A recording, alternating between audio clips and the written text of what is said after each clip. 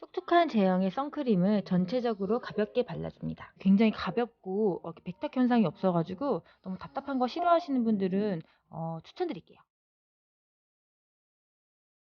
약간의 쉬머한 펄이 있는 블루 컬러 베이스를 전체적으로 발라서 화사함도 주면서 홍조도 살짝 커버를 해줄게요.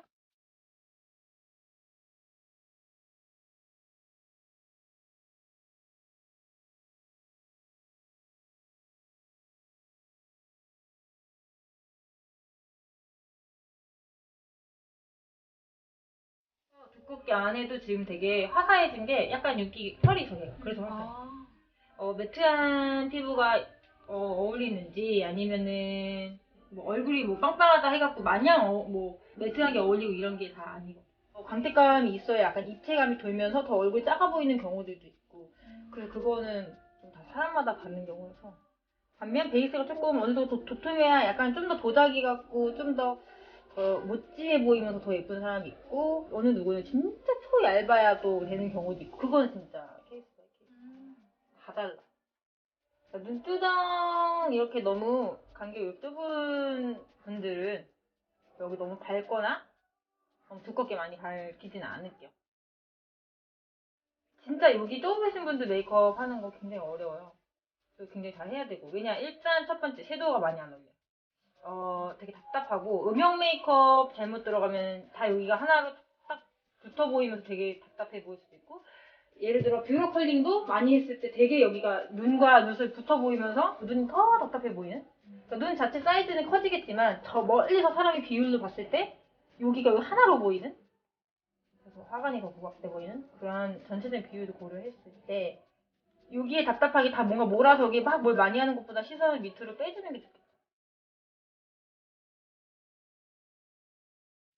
아이 프라이머 대신에 이렇게 롱헤어 기능이 있는 크림 타입의 섀도우를 발라서 깊이감 있는 눈매를 완성시켜줄게요.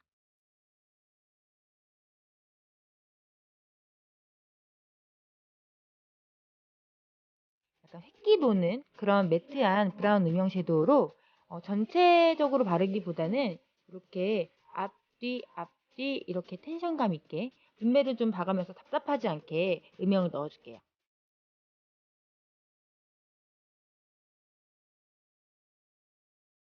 그럼 애쉬한 계열의 음영 섀도우로 쌍꺼풀 라인 쪽에만 음영을 조심스럽게 넣어줄게요.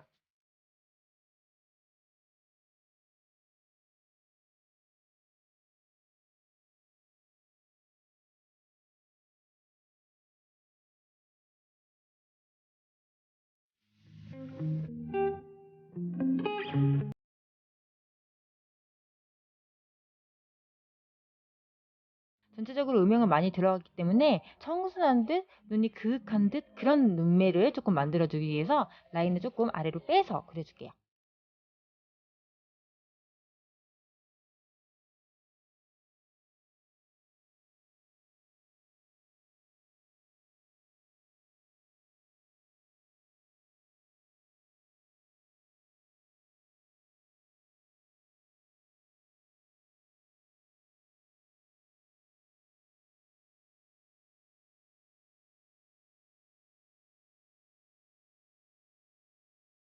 너무 길지 않은 그런 속눈썹을 라인을 뺀 곳까지 연결시켜서 가닥가닥 심어줍니다.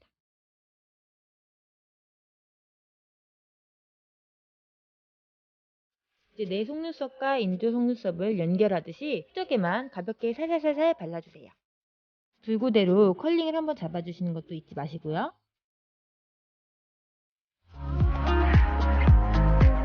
언더 속눈썹도 한 올 한 올 마스카라를 발라줄게요. 오렌지 브라운 음영 섀도우로 헤어톤이랑 눈썹 톤을 좀 맞춰가지고 부드러운 눈썹 톤으로 만들어줄게요. 눈썹이 굉장히 좀 짙게 나 있는 편이기 때문에 옅은 브라운의 브로우 펜슬로 채우듯이 가볍게만 그려줍니다. 로즈 쉐딩을 사용해서 콧대를 날렵하게 잡아줄게요.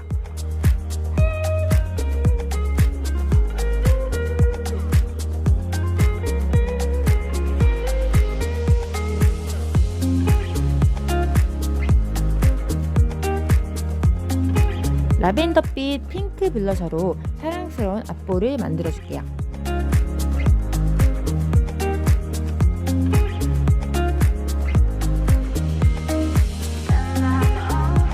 쉐딩으로 조금 더 날렵한 턱선을 만들어줄게요.